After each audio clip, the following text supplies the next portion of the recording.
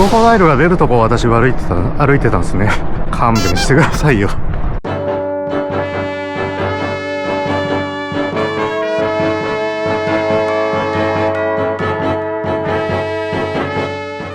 このピンク色の建物だと思ったらこれただのトイレでしたね。あっちにイミグレーションってありました。で、あそこで入国手続きします。入国完了しました。ジンバブエはビザが必要で、シングルビザ30ドルでしたね。入国カードを書く必要はあるんですけど、それ以外は特に何も聞かれることなく、簡単に入国できました。で、ここからビクトリアフォールズという街に行くんですけど、このちゃんが10ドルで乗り合いタクシーで乗せてくれるとのことです。ネットで見たら相場10ドルらしいので OK ですね。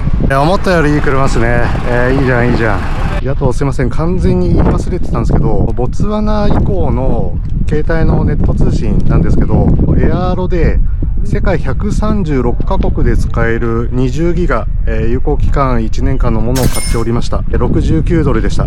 それをボツワナ以降使っております。ジンバブエは対応してないんですけど、まだボーダーだからだと思うんですけど、今のところ繋がっている感じです。10時28分出発しました。ちなみにボツワナとジンバブエの国境沿いらへんは結構動物が出るらしいんですよ。だから徒歩だと結構危ないらしいです。道路以外何もない道ですね。そこを進んでおります。こんな感じですね。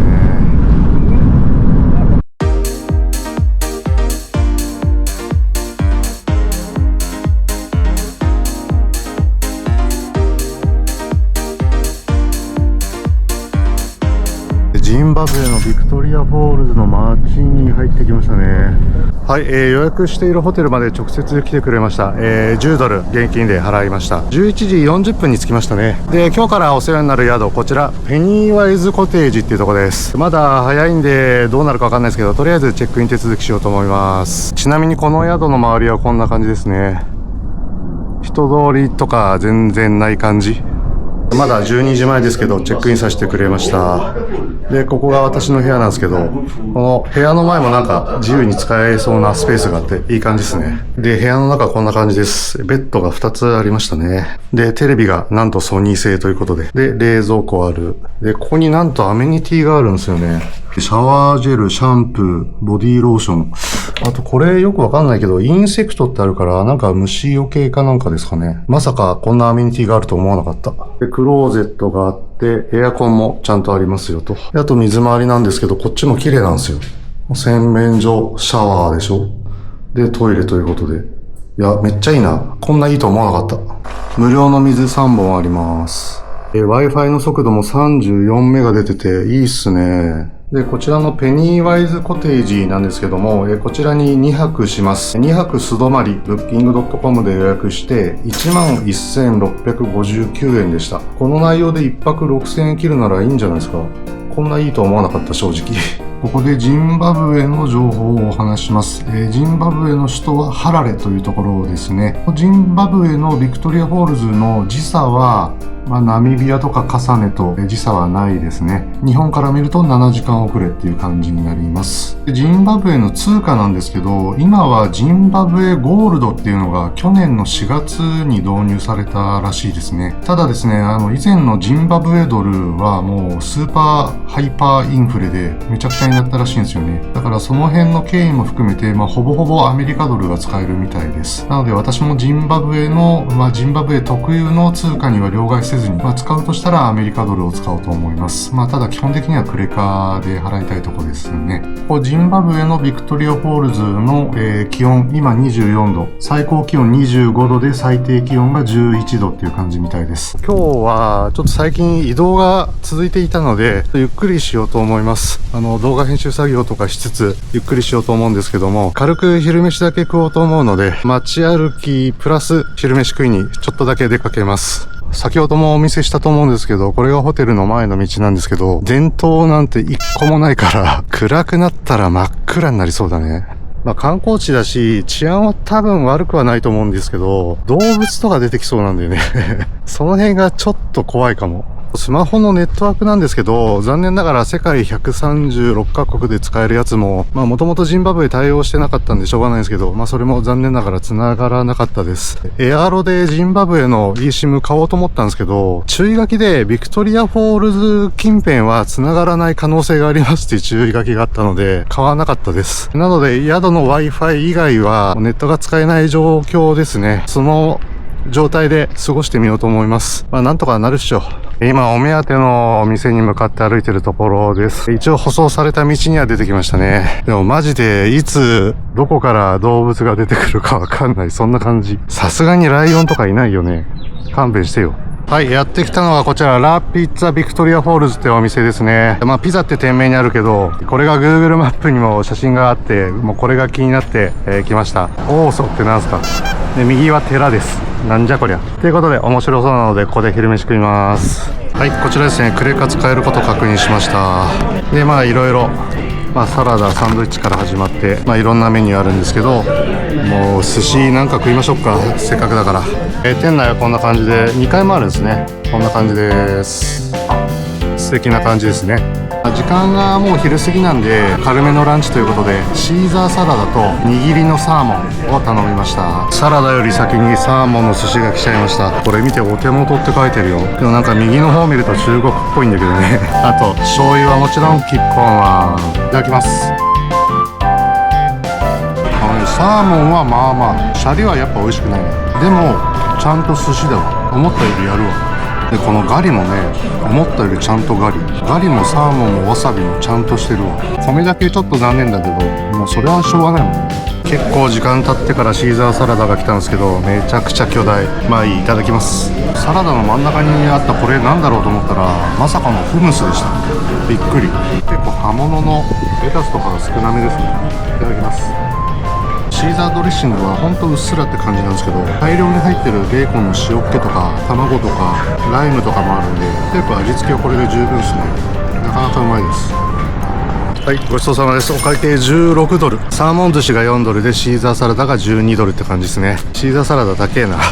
では今日は宿に戻って動画編集作業をしようと思います。はい、18分ほど歩いて宿に帰ってきました。はい、時間は6時42分になりました。夕食食べに行こうと思います。歩いてまた20分ぐらいかけて、中心地と思われるところに行こうと思うんですけど、もう道中がめちゃくちゃ暗いと思うので、恐る恐るではありますが、とりあえず行ってみようと思います。いや、これちょっと暗すぎるな。暗すぎる。さすがにこれは。今スマホのライトを今照らしてるんですけど、それでも見えないっしょ。今スマホのライトで自分を照らして撮影してるんですけど、さっきの道がもう本当に暗くて、なんかやばい動物が出てきたら終わるので、かなり遠回りになるけど、なるべく車通りが多い道を選んで今進んでます。そこそこ車通りがある道に出たので、恐怖心はちょっと和らいだんですけど、歩いてる人なんて一っ子一人いない。今 Google マップを見る限りだと、この辺で一番の広い通りに来ましたね。初めて歩いてるんで人に会った。はい、もうダメだ、怖すぎる。帰りはタクシー拾いたいとこだけど、タクシーなんているのかな。暗いことに変わりはないけど、ガソリンスタンドとかスーパーとかレストランがあるところには来ました。だから暗いことは暗い、変わんね。今ちょっと撮影はできなかったんですけど、様子のおかしいやつに声かけられましたね。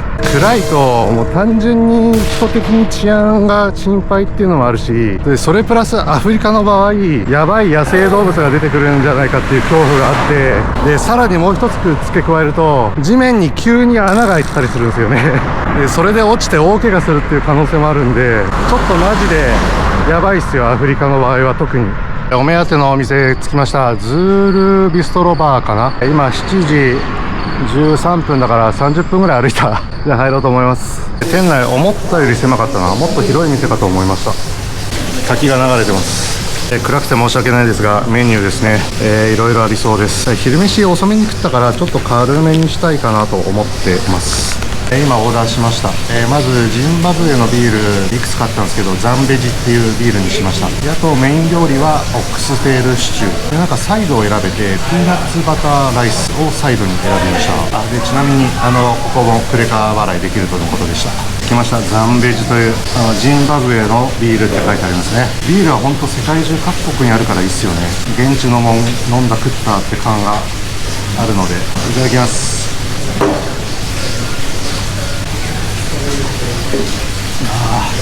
深みはないよ。まずくないけどうまいものではないかな。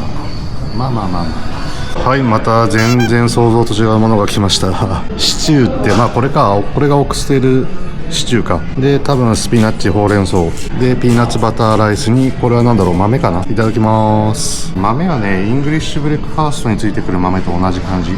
あとほうれん草は普通の茹でただけのほうれん草で、これピーナッツバターライスがね、これ失敗だね。ピーナッツの味が強い。ピーナッツ味のネチョネチョしたライス、失敗だね。ではメインディッシュのオックステールですね、いただきます。これはうまい。これ脂身多めだけど味はうまいですね。これで日本米が食いたいです。急に現れてパフォーマンスが始まりました。飯食い終わったとこなんでめっちゃ帰りづらい。ごちそうさまです。お会計21ドルでした。ビール3ドルでオックステールシチューが18ドル。さてどうやって帰るかね。とりあえず歩いて帰りますか。タクシーなんて見かけないんですよ。行き30分ぐらい歩いてましたけど、一切タクシーは見かけませんでした。ちょっと暗くて怖いんですけど歩いて帰ります。今クラクション鳴らしてくれた車が止まってくれて、ヒッチハイクみたいな感じになってるっぽいんですけど、どうなんだろう。すげえ助かる。お金請求されるかどうかはちょっと今のところわかんないですけど、なんか大丈夫そうな感じがする。はい。ということで、突然のことですいません。乗るとき撮影できなかったんですけど、クラクション鳴らされて、おって思って、で、話したら連れてってくれて、で、着いたんですけど、お金請求されました。で、最初10ドルって言われたのを5ドルにしてくれって言って、5ドル払いました。いや、微妙だな、5ドル。いや、10ドルだったらさすがにもうやめてよって感じだったんですけど、5ドルか。いやー、でも痛いな、もう現金ないんでね。いやー、5ドルか。とりあえず無事に早く帰ってこれたんで、よしとします。ということで、何はともあれ、無事に宿に帰ってきました。それでは今日は洗濯をして寝ます。で、明日はいよいよビクトリアフォールズへ行きます。おやすみなさい。おはようございます。6月23日月曜日朝8時半になります。まずは朝食食べに行こうと思います。朝食食うにも昨日の夜と同じように結構歩かなきゃいけないんで。ただ昨日の夜と違ってもう明るいんでね、普通に最短距離で行けるので、歩いて17分ぐらいのところ行こうと思います。この道が昨日の夜暗すぎて引き返して別の道行きましたね。ここに猿、ヒヒわかんないけど普通に歩いてるね。やっぱ動物いるよね。あの奥めっちゃいるじゃん。お目当てのお店着きました。マルーラカフェというところですね。今8時46分だから16分ほど歩きました。メニューはこんな感じですね。ブレックファーストメニューがあります。オーダーしたのがイングリッシュブレックファーストと、あとカプチーノにしました。で、あともちろんクレジットカード使えるかどうか確認して OK でした。カプチーノを頼んだらこんなことになったんですけど水はわかるけど真ん中のこれなんすか。いいや、いただきます。まずカプチーノ。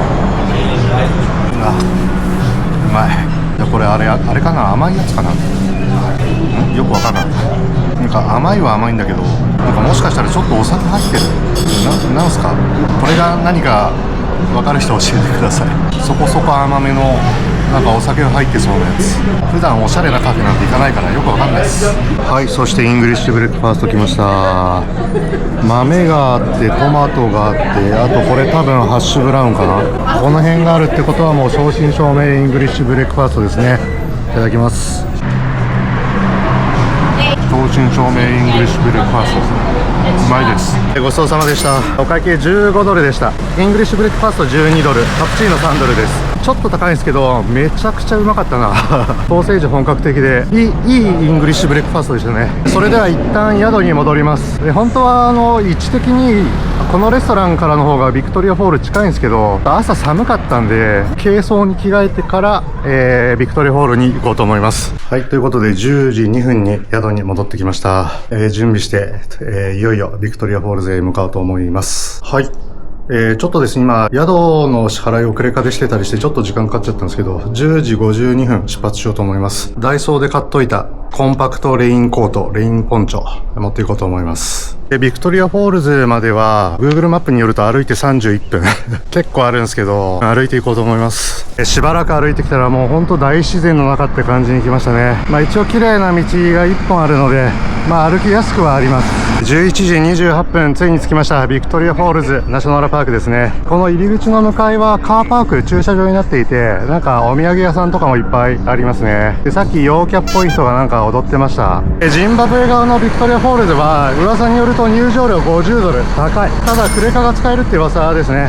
入ってみようと思います。はい、噂通りクレカで払いました。50ドルでしたね。で、意外にも入場券売り場めちゃくちゃ空いてました。じゃあ中入ろうと思います。はい、ということでサクッと入場できました。私1回来たことがあります。2回目になります。なのでマチュピチュの時みたいにガイドつけろやみたいなお叱りは、やめてください。私の記憶によるとなんですけど、ザンビア側よりジンバブエ側の方が行ける範囲が広かったような気がします。今ここにいるのか。じゃあ1から順番に行きましょうかね。時間はたっぷりあるんで、もう今日ここ以外特に予定ないんで、1番多分、ちょっとネタバレになっちゃいますけど、リビングストーンの、像ですね。ここから回っていこうと思います。ちなみに入り口近くのこちらで、レインコート4ドルでレンタルできるそうです。私はダイソーで買ってきたあれがあるので、100円のものでどれぐらい効果あるかわかんないですけど、それで対応しようと思います。入ってすぐにあるこの骨は、象の骨だそうです。ガイドの方が喋ってるのを盗み聞きしたら、象の骨だそうです。いや、もうこっから滝の音が聞こえますよ。皆さん聞こえますか？めっちゃ聞こえますね。リビングストンスタチューということで、1番への道はこちらで間違いなさそうです。やっぱみんなレインコートかぶってんな。やっぱそんな濡れるか。さっきのリビングストーンへの道順を示すところからほんのちょっと歩いたところなんですけど、すげえこの時期ってこんな水量あんの？水量多すぎない？前10年以上前来た時よりも水量多い気がする。このビューポイントもいいんですけど、リビングストーンスタチューはもっとこっちまっすぐだそうなので、まずリビングストーンスタチュー順番通り行こうと思います。すぐありましたね。あ、こんなでかかったっけ、リビングストーン。こちらですね。ビクトリアフォールズを見つけたリビングストーンさんでございます。いや、でかいな。こんなでかかったか。そしてこのリビングストーンさんが見つめる先がビューポイントになっていますが、すげえな。あれ、6月ってこんなすごかったっけ？すごい、すごすぎる。こんな水量多かったっけ？いや、やばいな。てか、すごすぎてよく見えないわ、滝が。なんだこりゃ。ちょっとだけ上流に移動したんですけど、こっから一気に流れ落ちるわけですね、ビクトリアフォールズ。いや、すごい水量だな。こんなか。やば。激しすぎない、ここ。ワイルドすぎるよ。ワイルドだぜー。こっからでも水しぶきがそこそこ飛んできますね。水量やばいわ。カメラに映ってるかわかんないですけど、もう余裕でダブルレインボーですね。ダブルレインボー。そりゃそうなるわ。すごい、ここワイルドだわ。では入り口の看板にあった1番がこのリビングストーンさんなので、次2番に行こうと思います。で、2番が多分さっきのところですね。さっきのところ下に降りれるようになってたんで、多分とんでもない水量を浴びるような気がします。さっきのところ戻ってきました。ではさっきはここから眺めただけだったんですけど、下に降りてみようと思います。濡れるんだろうな、多分。ということでダイソーで100円で買ったレインコート、レインポンチョ、一応着込みました。すんごいゴミ袋よりも薄い感じですけど、なんとかなるでしょう。ちなみにポンチョなんでパーパンの下の方は隠しきれませんが、いい、突っ込みましょう。思ったより下らないね。結構すぐでした。でしかも意外とそんな濡れないかもということで階段下まで降りてきました。すごい。いや、でもすごすぎてよく見えない。こんな感じでさっき上流から見た川が一気にここに流れ寄って、これとんでもない水しぶきですね。もうだからもうほとんど川見えないよで向こうは確かに滝見えますね。自分の中の記憶でももうちょっと向こう行った方が景色良かった気がします。結果的にはここそんな濡れなかったですし、見晴らしも特別いい感じではなかったですね。ということで次のポイントに向かいます。ちょっと歩いたらさっきの川の正面に来ましたが、もうほんとすごい水量。何これ。でおそらく向こうに見えるあの滝がメインだと思います。メインの滝だと思います。しかしこの水量半端ないね。つい10日前ぐらいアンゴラのカランドゥラの滝というアフリカナンバー2の滝に行きましたが、すいません、乾杯ですね。ビクトリアフォールズはちょっと桁が違うやっぱ。では次の場所へ向かいます。って言ってもビューポイントすぐ歩いたらあるね。ビューポイントが、新たなビューポイントが観光しやすくていいですね。いやいやいやいや、なんじゃこりゃ。これが最初見た滝ですよ。何この水量、シャレになってないねこれ。そしてここは水しぶきが結構あります。いやそりゃそうなるわ。伝わってないかもしれないですけど超楽しいですねカランドゥラの滝も結構感動したんですけど、ビクトリアフォールズはちょっと異次元はい、ちょっとずつメインの滝に近づいてきましたが、メイン横幅もすごい。こりゃすごい。あちらが最初に見た滝、もう下が見えないですね、水量がすごくて。でこっちがメインの滝です。いやーすごい。今いるこの場所が2つの滝のちょうど真ん中付近なので、両方の滝をよく見ることができますね。私海外旅行も日本国内旅行も、両方めちゃくちゃ好きなんですけど、こういうとこ来ると海外行ってよかったと思うんですよね。もう絶対日本では見られない景色。いやこれはすごいっすよもうビューポイントだらけだから、ちょっと歩いたらもうビューポイントっていうのもいいね、ビクトリアフォールズ。そしてここもメインの滝ですね。うわすごい。もう滝の下は全く見えません。チャンネル登録よろしくね。まさに地球の割れ目って感じですよね。地球が割れちゃってそこに川の水が落ちていくみたいな。ビクトリアフォールズはそういうワイルドな感じが魅力ですね。今次のポイントに向かう途中なんですけど、何これすごくない？こんな木ある？ 3 点倒立みたいになってるけど、2点か、2点倒立みたいになってるけど、すごいねこの木。次のビューポイント、なんかある意味地獄みたいというかもう何も見えないんですけどこれは果たしてビューポイントと呼べるのかというぐらいほぼ見えません。メインの滝の上の方だけかすかに見えるぐらい。うわめっちゃ濡れる。うわすげえ。今までで一番濡れた。うわ何も見えないビューポイントというのもまあ面白くはありますが、飛んでくる水の量が段違いでここすごいです。いやなんかこの先もっとやばくなってきた。次のビューポイント向かってる途中なんですが、もうここやばい。自分のかすかな記憶でも確かに後半のこの辺がすごかったような気はするけど、もう土砂降りです、土砂降り。はい、続いてのビューポイントに来ましたが、ここもほとんど何も見えない。いやーすごい水が飛んでくる。やばい。でもさっきよりちょっと見えるかも。ちなみにこの水がとんでもないところは10番ですね。てかもうカメラが曇っちゃってすいません。9番以降はもう道中もすごい水が降ってきます。めっちゃ曇っちゃってる。すいません何の映像だこれ。モザイクがかかってるみたいに見えると思いますが、11番です。はい、もう何も見えません。すごすぎる。マジで見えないんだけど、すごいな。見えません。引き続きモザイク映像をお楽しみください。12番リビングストーンアイランドだそうです。これがメインの滝で、これより先にもあったんだ。やべえ、覚えてなかったけど、向こうにももう1個どでかい滝がありました。続いて13番ホースシューホールズっていうところらしいです。一応綺麗には撮れるようになったはずです。とはいえ何も見えません。水量がすごすぎる。いやーすごいね。今までモザイク状態だったのはですね、皆さんご自身の目でここに来てご自身の目で、ビクトリアフォールズを堪能してほしいからあえてモザイク状態にしておりました。嘘です、すいません。こちらデンジャーポイントってありますね。早速行ってみましょう。いやここすげえな。なんかちょっとここ覚えてるわ。一番水しぶきがすごかった記憶があるんですよね。いやすごい。何あれいやここやばいやばい。めちゃくちゃ水しぶきが半端ない。ここ大雨の大雨、やばい。カメラ水没する可能性すらある。やばっ。この先が多分一番デンジャーだという場所だと思います。いやすごい、スリップレンジャーポイント15番ですね。ここです。とんでもない水見えますでしょうか。綺麗なダブルレインボーが自分の足元ぐらいまで来てますよ。これすごい。レンジャーポイント、スリッピーレンジャーポイントです。いやーすごい。なんじゃこの水の量は。台風並みです。マジで台風以上かも。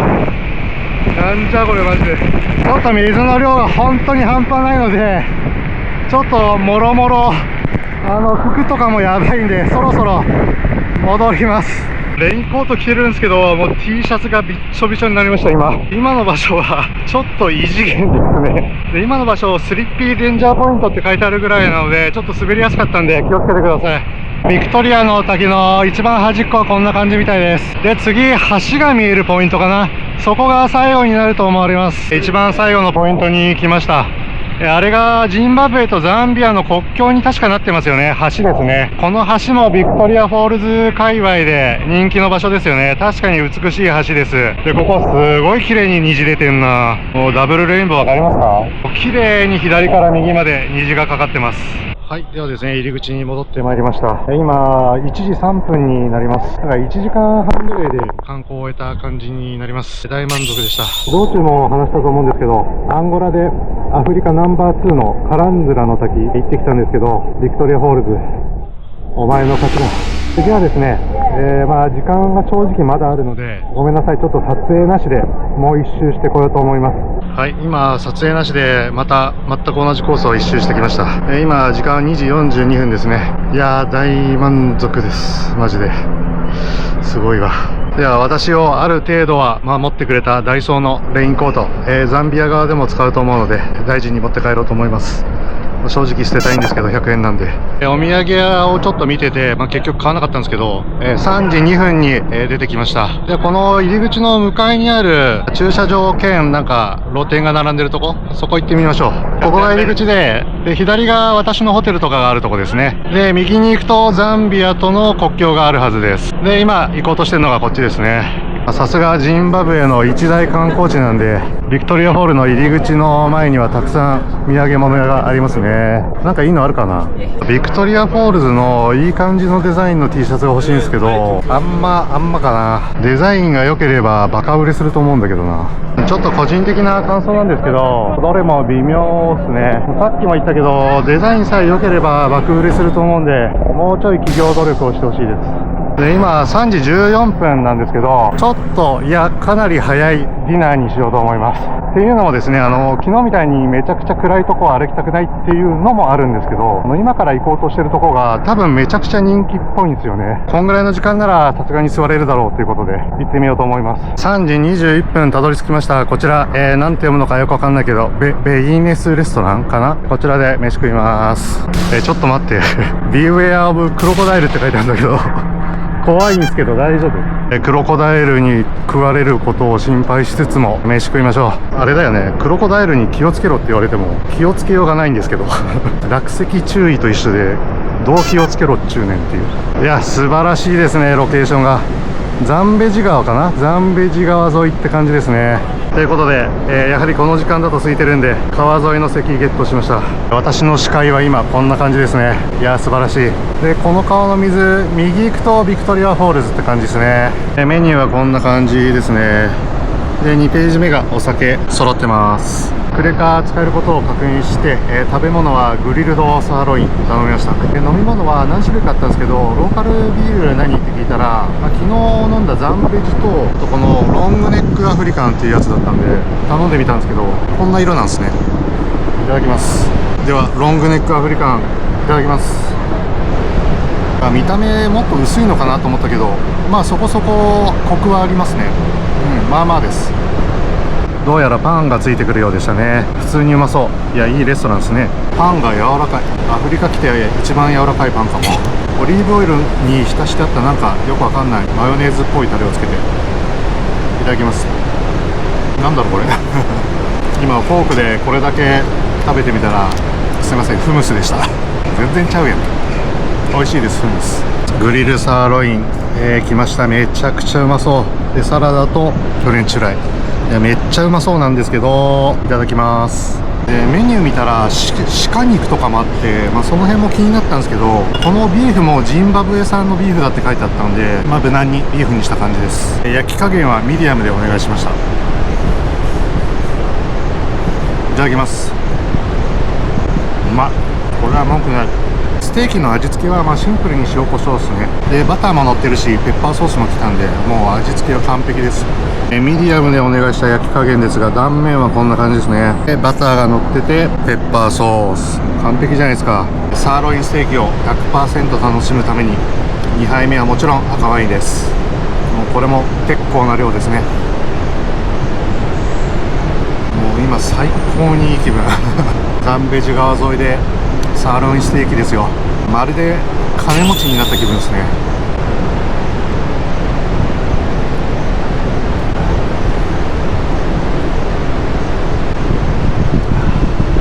ごちそうさまでした。お会計28ドルでした。ではザンベジ川に別れをつけて帰路に着こうと思います。クロコダイルに気をつけながら貧乏人なんで歩いて帰るんですけど、昨日とか今朝何度か通ったショップライトっていうスーパーにちょっと寄りたいんで、スーパー寄ってから帰ろうと思います。クロコダイルに気をつけます。てか今もさっき来る時もそうだったんだけど、クロコダイルが出るとこを私歩いてたんですね。勘弁してくださいよ。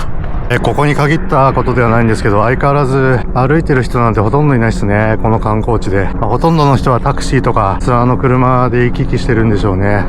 4時39分、レストラン出発してから20分ぐらいで、昨日の夜飯食ったズールビストロバーに着いたんですけど、この辺ショッピングモールになってるんですよね。この辺でもお土産買えそうです。ちょっと私も T シャツとかあったら見てみようかな。今ショッピングモールの一角に入ったんですけど、これちょっといい感じじゃないですか。買おうかな。ちょっと値段とか見てみます。ありましたね、このピックンペイっていうスーパーになりますね。ちょっと夜飯が早すぎたんで、非常食になりそうなものなんか買っていこうと思います。いや、思ったよりちゃんとしたスーパーマーケットだったわ。ちょっとジンバブエ舐めてたわ。ちゃんとしたスーパーですね。もう野菜とか果物もゴロゴロあるし、この辺にパンとかも売ってますね。いや、西アフリカとは違うね。すごいちゃんとしてるわ。水が激安です0.15 ドルだって。安い。冷凍食品もすごい充実してる。この水の値段見てください。7本で1ドルだって。とんでもないですね。安っ。ペプシコーラの500ミリがなんと 0.4 ドルだって。やっぱジンバブエ物価安いよね。はい、今スーパー会計してきました。クレカ使えたんでよかったです。大したもの買ってないんですけど、たった 2.62 ドル素晴らしいですね。ジンバブエのビクトリアフォールズ、もちろん一大観光地なんで、観光客が行きそうなレストランがそこそこの値段をしてしまうのはしょうがないですね。その代わりクレカが使えるっていう利点もあります。ただこういう地元の人が行くようなスーパーだともう激安ですね。ペプシコーラ 0.4 ドルってなかなかっすよね。東南アジアでも多分もうちょっとするんじゃないですか。かなり物価は、本来の物価はかなり安いんだと思います。長い間歩いてきて、ちょうど日没ぐらいかな。5時35分に宿の方に戻ってきました。はい、スーパーで買ったのはこちらですね。ドーナツと、クッキー的なもの、オレンジジュースとセブンアップ。合計で 2.62 ドル。この紙袋の料金も含めて 2.62 ドルです。はい。では今日は、体力が続く限り動画編集作業してから寝たいと思います。おやすみなさい。おはようございます。6月24日火曜日朝7時47分になります。昨日スーパーで買ったドーナツを夜中に食べたんで、そんなお腹減ってないんでどうしようかなと思ったんですけど、コーヒー飲みたいので今日も20分ぐらい歩いて朝食食べにレストランへ向かいます。ナミビアとかボツワナのカサネと同様、夜朝は寒いんですよね。寒暖の差が激しいです。でも我慢できるぐらいの寒さなんで、天気もいいし気持ちいいですね。今更ですけども、こっからビクトリアフォールズの水の音が落ちる轟音が聞こえますね。歩いて15分ぐらいですね。一昨日の昼に食ったこのラピッツァなんちゃらかんちゃらっていう、こちらで朝飯食おうと思います。一昨日はランチで来ましたけど、ちゃんとブレイクファーストメニューがあるんですね。で、コーヒーが飲みたいので当然コーヒーは頼みます。飯は安いからこれでいいかな。スモールブレーキ5ドルって安いよね、この内容で。飲み物はラテにしようかな。まずはラテが来ました。普通にうまそうです。簡単なお菓子付き。いただきます。スモールブレーキという$5の朝食ですが十分じゃないですか。ソーセージ2個、ベーコンも2個で、トースト1枚で、卵は1個分かな。でトマトですね。いただきます。正直ソーセージは昨日の朝行ったところの方が美味しいですね。ただこっちの方が安いんで全然いいし。ごちそうさまでした。お会計$8ですね。いや、大満足です。ではホテルへ帰ります。はい、8時53分ホテルに戻ってきました。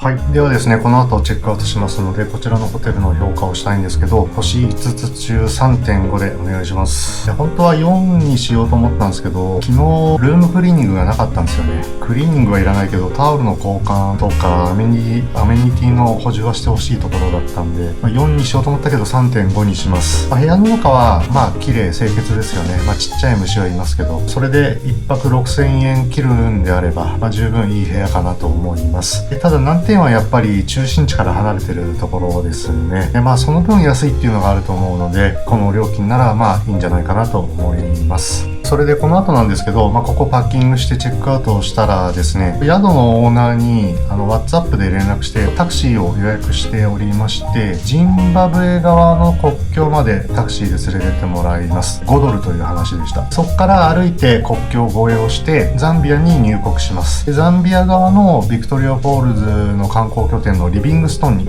次は行こうと思っております。ということで10時半までにチェックアウトしようと思います。はい、10時24分に、チェックアウトしました。あとは宿のオーナーがちゃんとタクシーを頼んでくれてたら10時半ぐらいに迎えが来るはずです。無事に迎えが来てくれました。10時35分ですね。宿を切り盛りしていたおばちゃんが私のファーストネームを気に入ったようで、ずっと私のファーストネームを呼び続けていじられてる感じでしたね。めちゃくちゃ気さくでいい感じの人でした。いい宿ですね。ではまずジンバブエ側のボーダーへこのタクシーで向かいます。タクシー$5で着きました。ジンバブエ側のイミグレーションになりますね。では出国手続きをまずしようと思います。はい、ということで、ジンバブエ側のイミグレーション空いてたんで一瞬で出国手続き終わりました。ザンビア側のイミグレーションまで歩いていこうと思います。結構それなりに距離あるっぽいんできついですけど、頑張ります。ということでですね、ジンバブエ編、これで以上になるかと思います。面白かった、役に立ったと思っていただけたらチャンネル登録、高評価何卒よろしくお願いいたします。それでは次回ザンビアのリビングストン編ですね、そちらでお会いしましょう。